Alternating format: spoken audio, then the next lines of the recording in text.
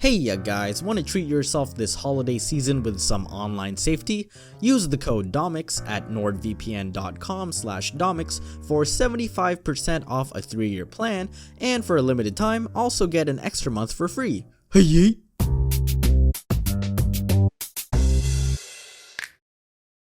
Is it just me, or has it been breakup season lately?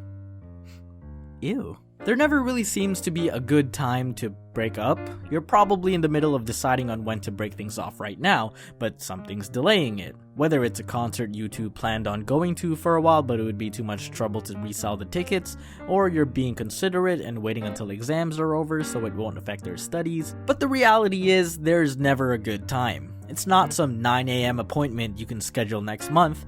You do it soon, or you do it later. And the longer you wait, the harder it gets to do it. I consider one of the poorest ways of breaking up is acting like an asshole, so you force them to break up with you instead, because you're too much of a coward to get your hands a little dirty. You manipulate the situation so that you become the dumpy instead. You become the victim, making them the villain.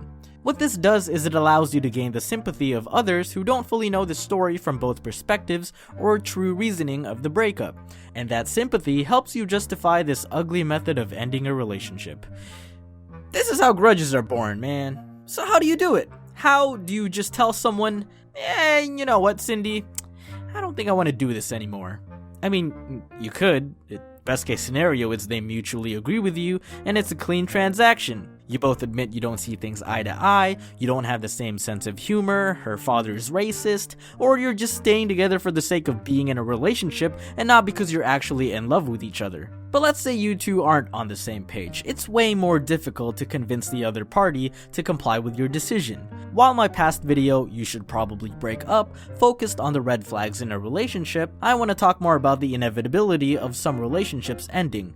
These are the couples whose red flags they chose to ignore in the beginning, or partners who've just matured separately and have become different people, proving to be incompatible with each other. Things aren't always in our control, and that holds true for people's mindsets when being in a relationship.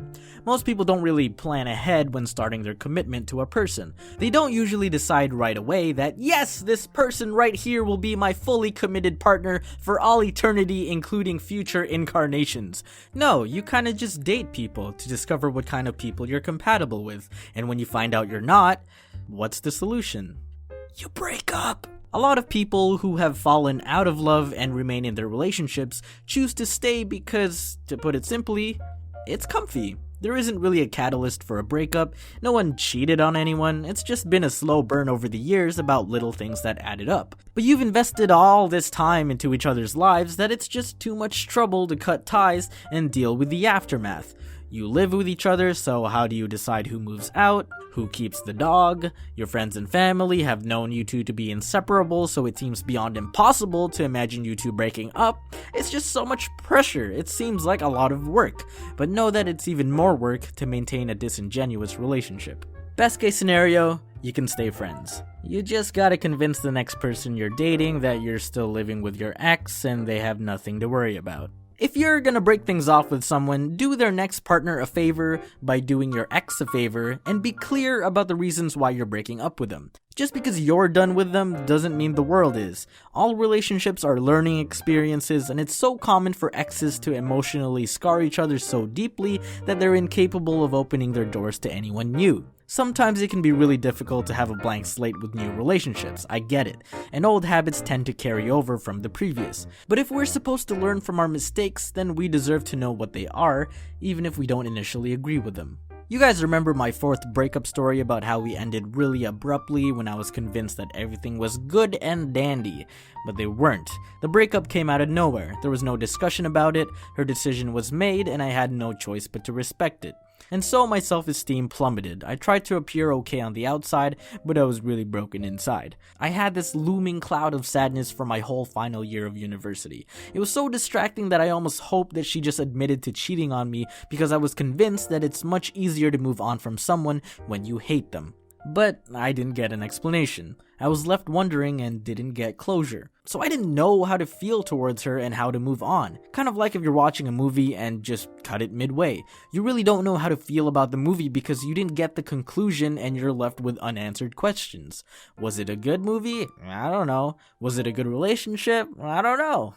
Better late than never, Karen, or whatever name I gave her in the story, actually contacted me years later. Years after I made the video.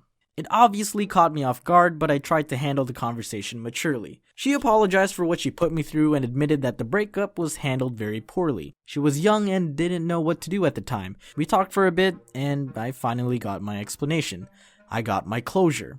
I really didn't care too much about the details of the explanation. I already spent years after the breakup theorizing what it could be, that it wasn't all that surprising. I just really respected her maturity in approaching me about her situation, something that was way in the past and kind of unnecessary for her to do because of the time that's passed. I wanted to hear it directly from her, instead of from my thoughts, and I greatly appreciate that she did.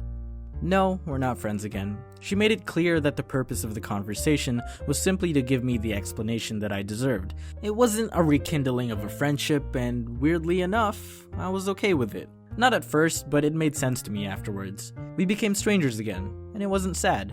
The common problem with most failed relationships is that both parties usually have no idea what they're getting themselves into. They have a raging amount of passion going into it, and they expect the relationship to match their fantasies, and they handle it poorly when it doesn't.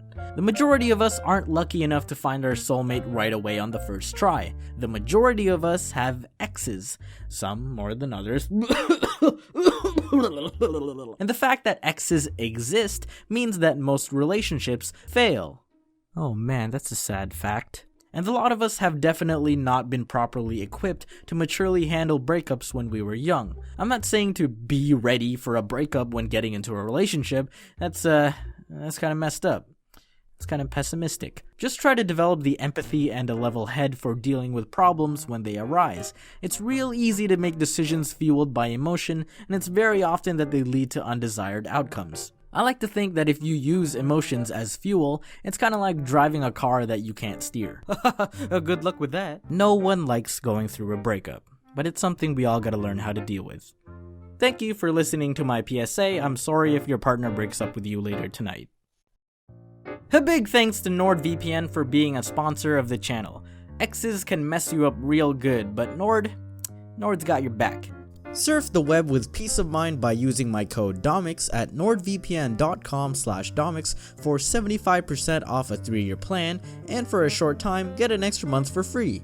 VPNs, or virtual private networks, are a great way to protect your privacy and security online, allowing you to browse the net anonymously with absolutely no data logging using military-grade encryption. They have thousands of servers in over 60 countries, the software itself is lightweight and has a user-friendly interface, and you can virtually be wherever you want to be without actually being there. Even if you're not traveling, you can never be too safe when connecting to public networks. I'm actually going on a short vacay to Disney World this week, and you know for sure that I'd like my privacy to be protected. And it's available on desktops, laptops, and mobile devices as well, of which you can protect up to 6 at once. Boot it up, choose where you want to be, and you're there in mere seconds.